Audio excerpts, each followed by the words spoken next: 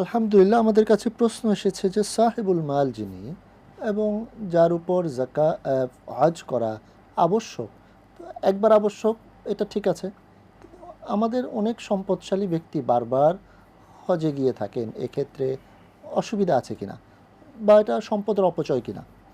প্রথম কথা হলো, হজ একটি এবাদত যেটা মানে শারীরিক এবং অর্থনৈতিক দুইটা ইবাদতের সম্মেলন হলো হজের ভিতরে।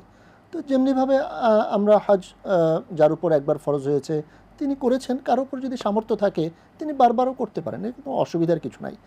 সেই হাদিস রয়েছে, রাসূলুল্লাহ সাল্লাল্লাহু আলাইহি ওয়াসাল্লাম বলেন, তাবিউ বাইনাল হাজ্জি ওয়াল উমরা, তোমরা হজ এবং উমরা বারবার করো, মানে একটার পর আবার হজ করো আবার উমরা করো। কারণ ফাইন্নাহুমা ইয়ানফিয়ানিল ফাকর, তোমাদের দারিদ্র্যকে এটা দূর করে দেয়। যেমনিভাবে রেত লোহার যে থাকে জং থাকে, এটাকে দূর করে দেয়, একইভাবে হজ এবং উমরা মানুষের দারিদ্র্যকে দূর করে দেয়। সুতরাং এটাকে অর্থের অপচয় বলা যাবে না, কারণ সেখানে ইবাদত হচ্ছে, আল্লাহ রাব্বুল আলামিনের নৈকট্য প্রাপ্ত হচ্ছেন। আর পাশাপাশি একজন যদি হজ্জে মাবরুর নসিব ওনার হয়ে যায়, তাহলে কিন্তু তিনি জান্নাত পেয়ে যাবেন। হতে পারে তার আগের একটা হজ এটা হয়তো হয় নাই, হতে পারে, কিন্তু এই জন্য পরেরটা হয়তো হয়ে গেল। এই জন্য প্রত্যেকবারই হজ করার সময় অবশ্যই ইখলাসটা ভিতরে রাখা।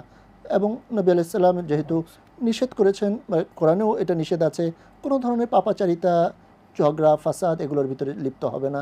প্রত্যেকটা কাজ যেভাবে নবী আলাইহিস সালাম করেছেন সেভাবেই করার চেষ্টা করবে। আশা করা যায় এর দ্বারাই একজন ব্যক্তি হজ্জে মাবরুর নসিব ওনার ভাগ্যে হবে। তবে এটা বলা যাবে না যে হজের দ্বারা অর্থের অপচয় হয়, বরং হজের দ্বারা অনেক সওয়াব আসে, যেটা আমরা হয়তো জানি না বা আমরা বুঝি না। একটা হাদিস রয়েছে, যে হাদিসে এসেছে যে যার উপর হজ ফরজ হলো তারপর সে হজ করলো না, অবজ্ঞা ভরে হজ করলো না, অবহেলা করে হজ করলো না, তাহলে তার মানে ফায়ামুত ইয়াহুদিয়ান আও নাসরানিয়ান, হাদিস এরকম এসেছে যে তার উপর হজ ফরজ ছিল কিন্তু সেটাকে অবহেলা করে হজটা করলো না, তাহলে একজন মানে মোমেন, এটা আসলে উদ্বুদ্ধ করা হয়েছে যে কেউ যদি হজ ফরজ হওয়ার পরে সে যেন অবহেলা করে এটাকে বাদ না দেয়, অথবা দেরি করতে করতে তার মৃত্যু চলে আসলো, এই কাজটা যেন না করে, বরং যখনই হজ ফরজ হয়েছে সে যেন তাড়াতাড়ি হজটা করে ফেলে। দেখেন এরকম অনেক হাদিস রয়েছে, যেমন যে ব্যক্তি বড়দেরকে শ্রদ্ধা করে না, ছোটদেরকে স্নেহ করে না, সে আমার উম্মতের অন্তর্ভুক্ত না, নবীজি বলেছেন। এখন দেখেন এমন অনেক মানুষ আপনি সমাজে খুঁজে পাবেন, বড়দেরকে শ্রদ্ধা করতেছে না, ছোটদেরকে সম্মান করতেছে না, এর মানে তো তিনি উম্মতে মুহাম্মদীর বাইরে না। বরং এই সকল হাদিসগুলো দ্বারা উদ্বুদ্ধ করা হয়েছে বড়দেরকে শ্রদ্ধা করতে, ছোটদেরকে স্নেহ করতে। একইভাবে এই হাদিসের দ্বারা উদ্বুদ্ধ করা হয়েছে যে হজ যখনই আবশ্যক হবে সে যেন সাথে সাথে হজটা করে নেয় এবং সে যেন অবহেলা না করে। অবহেলা করতে করতে তার মৃত্যু চলে আসলো, একটা ফরজ ইবাদত সে না করেই মারা গেল।